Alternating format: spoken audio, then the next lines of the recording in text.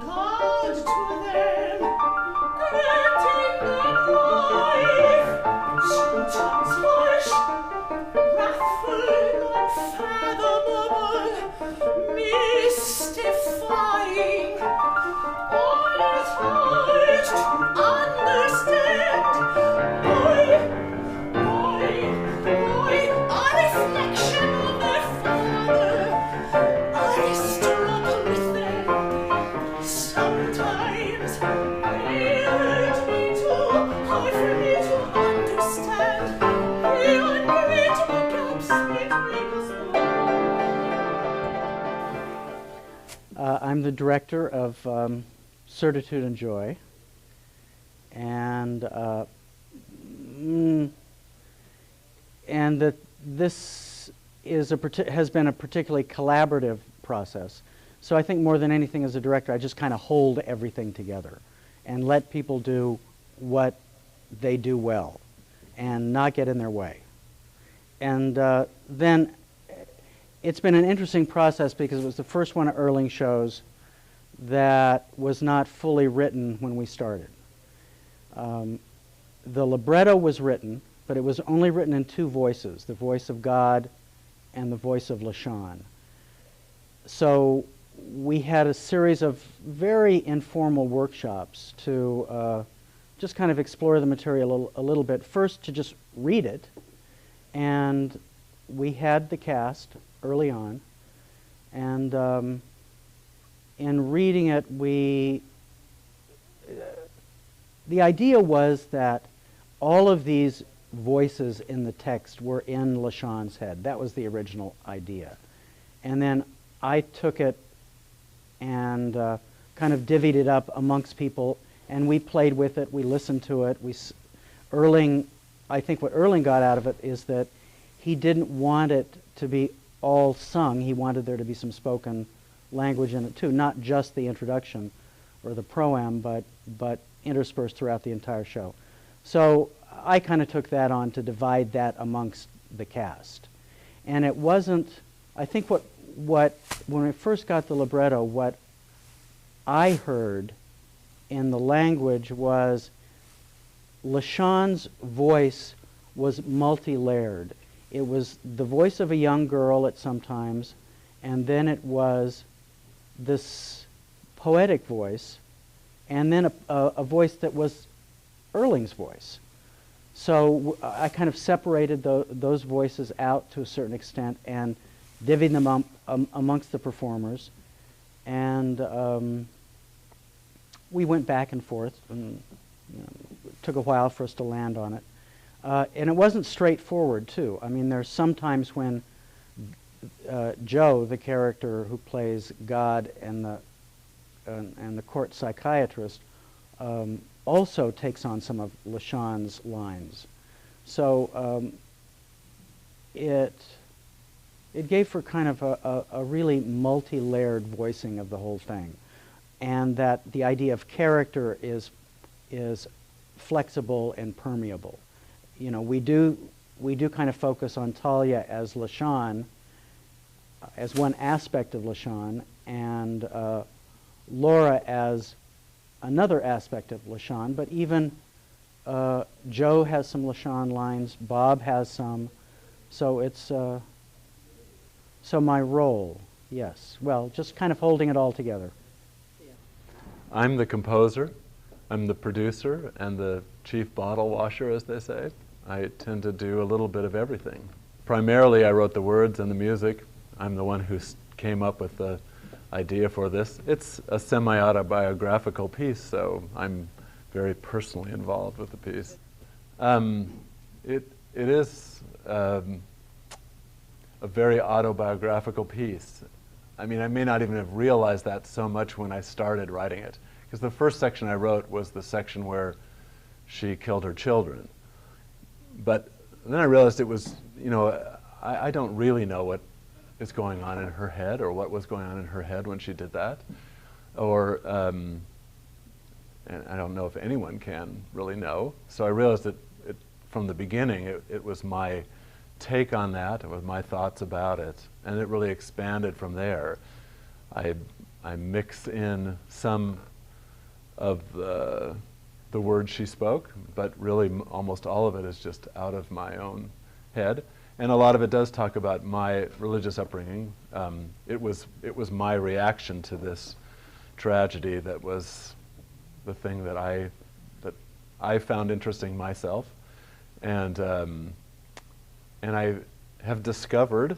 I mean, there's something kind of strange about putting yourself on display. I mean, what is it that's so interesting about oneself that makes it interesting to other people? But in reality, you know, people love autobiographies because you often find so many points of connection between you and the person writing the autobiography. We all live very similar lives in many ways. You know, we all have hopes and fears and worry about death and all of the big questions. So, and I found that to be true. This, of all the pieces I've done, this seems to be the one that is the most provoking of conversation. Everybody wants to have theological discussions and talk to me about their upbringings. I've struck a chord in myself, and I guess that also hits the same chord in other people. It's frightening. LaShawn! Here I am. LaShawn! Take your sons, your 3 sons, whom thou lovest, and go with them into the city. Your boys, your 3 boys, your most precious children, whom you carried and bore into this world. I must put my children into the cooling water. I must give Jesus my baby. I must put my children into the cooling water. I must give Jesus my baby.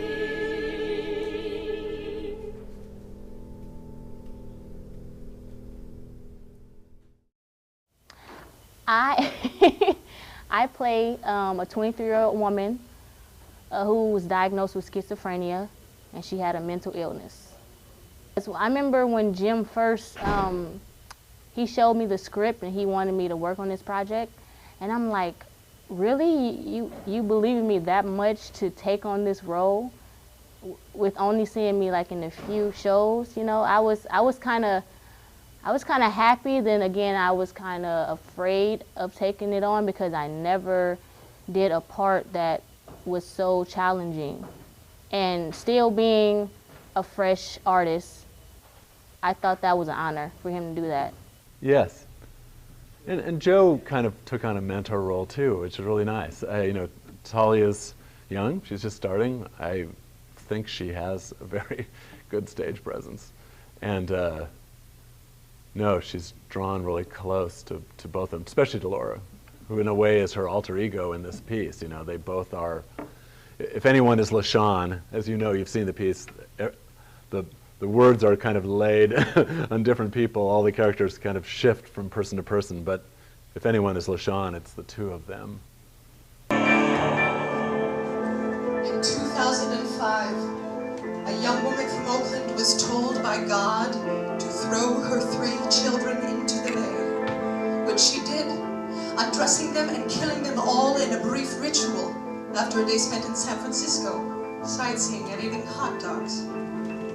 I had seen the story in the paper but had forgotten it, among all the other news equally shocking.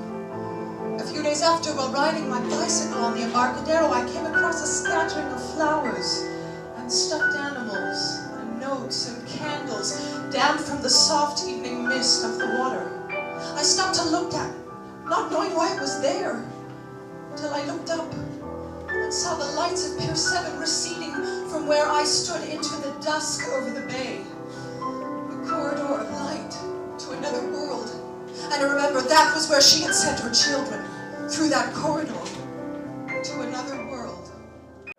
I'm playing the voice. Well, it's more than the voice. I'm playing an aspect of LaShawn Harris, which is up for interpretation, really. My interpretation is that in one way, I'm a physical amalgam of Erling and LaShawn. Also physically, because she's a woman and he's white. And his language that I sing is a lot more heightened, also sort of operatic. And also the singing itself is so stylized, it's not really like the sort of pedestrian speech that Talia uses. So I'm in part of her essence, and the way I see it is I'm the part that's one with the divine. I hear the voice of God. I'm that part that hears the voice of God and that has this sort of ecstatic union moments, which ultimately plays out in that long scene of dropping the babies into the bay, which is played really with a lot of serenity, and like I play it extremely slow because to me she is in a trance state in that moment, and she's just completely following this strong tie to the divine. So I'm sort of the madness in its lucidity. And I go through phases in it where I'm the madness, that's the filthiness. And I think she has to, in my own interpretation, she cleanses herself of that filthiness by acting out what God tells her to do. Yeah, she was like a big sister in this whole process, along with Carrie. You know, they just support me, whatever I choose to do, whatever I'm being angry about not trying to do. I don't know if that makes sense, but I just got a lot of support. If I needed help with a note, Laura was there. If I needed help with movement, Carrie was there. And it was just, I just felt love all the way around.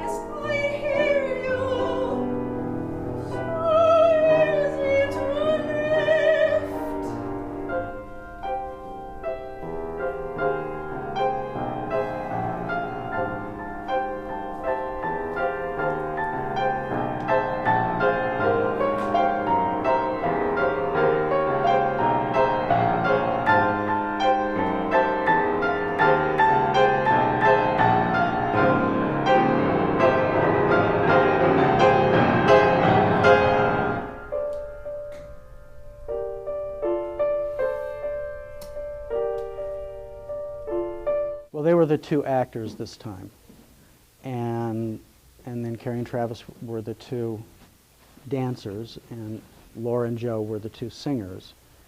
But they all kind of come together. Everyone has their own expertise, but it's a total thing, right, Carrie? Yes. It's a total thing. I mean, everybody is everybody, you know, in the show. I mean, everybody is engaged in this event, in this thing, and it's every night is special. Every night has its own strengths and challenges and mistakes and discoveries and. A lot of challenges. I mean, it was a very hard subject matter that I did not want to take on. When Erling and Jim contacted me and Travis about 2 years ago, I think it was.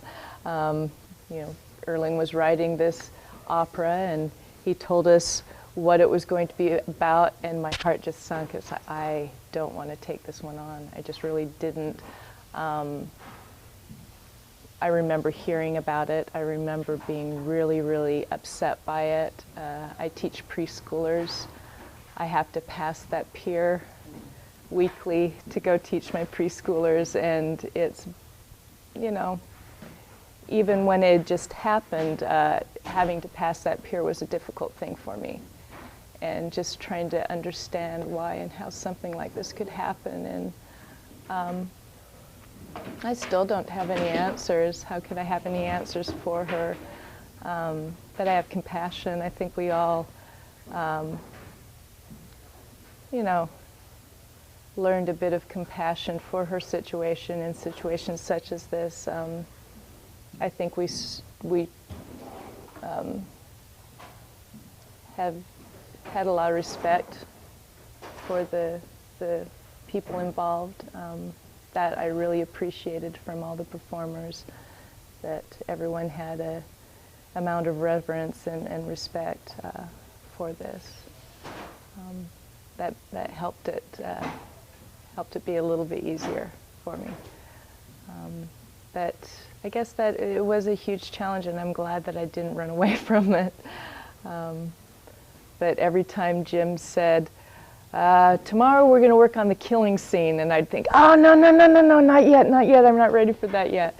And I'd get to rehearsal and be so, you know, nervous, and then it wouldn't happen, and it was like, it started becoming torturous. It's like I'd get myself into the state of, now we're going to do the killing scene, and then it wouldn't happen, and then maybe tomorrow. So yeah, I did not want to deal with the killing scene. Well, I sort of play the composer. I play Erling Wold. And also, they're all sort of aspects of the same character, but Erling Wold and the Jesus man, the prophet on the street, sort of the street version of God, kind of God's twin brother, lower twin brother, and Erling. And there used to be a couple of other characters, but it's pretty much morphing back and forth between that and then one of the prophets, in God's prophets. The morning poses and a lot of the movement, I don't know, it's really Blakean to me. It really seems like William Blake stuff, But then again, we're all sort of all aspects, I think, of her vision, of LaShawn's vision, like raising some of the questions that intellectually we might call theological questions. To her, it was just like, do I have to follow what God says in terms of hearing voices, And it's really a profoundly tragic story, and one about the narrow lines of between, what is hearing God and how do you judge that, or do you judge it? I mean, I think that's one of the things that it's raised. You certainly don't affirm it, but can you understand, I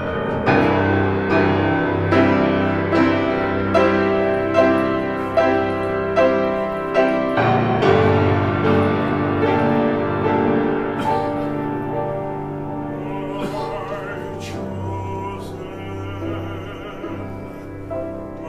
chosen,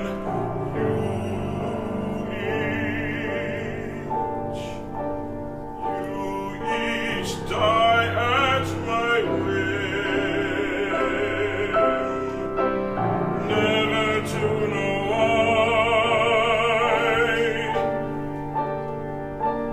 You hope to be together enough at the end to understand.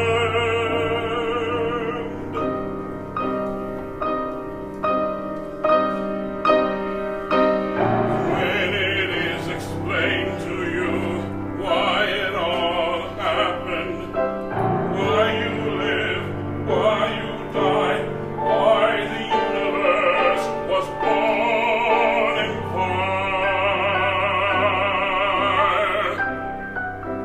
you may believe it's all a test, or maybe it is, and maybe it is not. You may simply be insane. You can't test me. You can't know. You must simply trust in the absurd leap of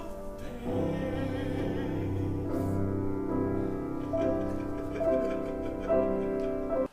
Well, the story is about this girl, and she supposedly has voices in her head that told her to put her sons into the bay. And in this show, there are many voices, one of which is God, who she said told her to do this. And God has many voices. God is in her head. God is in Erling's head. God speaks to our religious place, and we can't test who or what that is. And I'm trying to put together some semblance of a God that has no answers. It's funny how many rehearsals ended up, being half rehearsal and half discussion. And I just allowed those discussions to happen. I guess Jim Cave and I, the director, both just allowed it to happen. It added a lot. The process I followed with this piece was a little different than some of my others.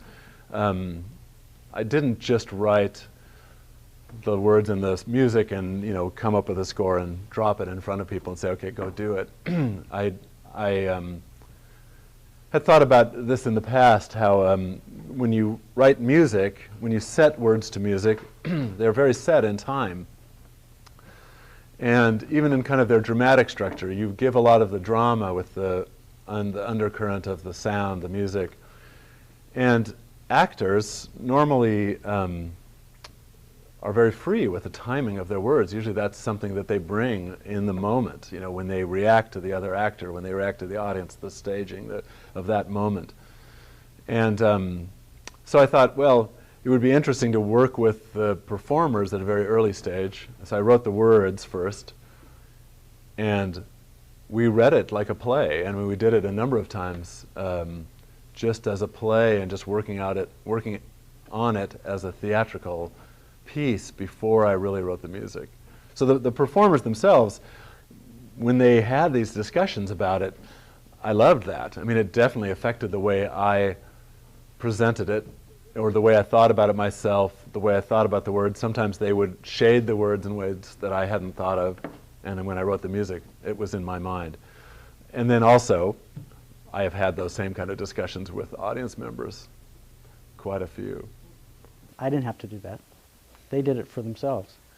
And at some point, everything kind of clicked, and I think that, because we had worked, we didn't have everybody early on and all the rehearsals, so that was, kind of struggle. Well, what can we focus on in rehearsal? So we had a number of rehearsals with a few people, and we were able to do a little bit here and there. But once we got into the space and people's schedules kind of opened up a little bit more, we were able to sketch the whole piece out eventually. And the first run-through we had of it was really terrifying.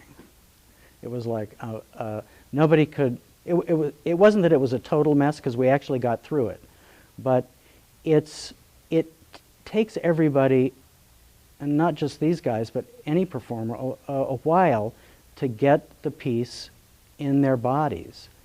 And so that when we had our first run, it was not in everybody's body yet. And now it's totally in their bodies. And it's a felt piece all the way through. There's a lot of tactileness about it, a lot of touching, a lot of detail that people are still discovering moments, you know, and those moments kind of shift and change from night to night also. So, or those discoveries change from night to night. Yeah, I feel like I'm an extension of God and God's will of acting upon LaShawn in what he's asking her to commit, but then I also become one of her children who is being acted upon at times, and I feel like I weave in and out of those different roles. Well, you know, we had a really special ensemble. You know, I asked Jim, how did he find us? How did he find each, you know, because it's not just what we do, it's these people that are doing it. And we started out as a workshop. But during that workshop, it was all about sort of creating trust and creating relationships between us so that ultimately we could be with each other intimately on stage. And I think that was critical. And you have to get the right folks to be able to do that. You know, and these are such, you know, they wear their hearts on their sleeves. They're so dedicated, and you know, Talia is backstage beforehand, and her focus is, it's Zen-like. It can't be. You know, I don't speak to her 5 minutes before the show because she is so locked in, and when we get on stage, all of that blossoms out. You know, we have little mini communications between the two of us during the course of the show that I have no idea if anybody sees. And that's not really significant except for the fact that it sort of helps us find a truth for that moment. And that's a rare thing. You know, somebody came backstage and pointed that out and noted how it was a difficult thing. Well, it's very easy if you've got the right folks in the right set of circumstances, but creating all of that to come to a head is rare, and I'm very privileged to just sort of live in all of that. Yeah, good folks. We got good folks. That counts for a lot. I want to see you. It's too hard for me here. No one understands. It seems I was touched by you, chosen for this task. I am who I am. And the ordinary people who do not see as I see, feel as I feel, who are not touched by the divine, and whose every word is not sanctified, is not sacred. They cannot judge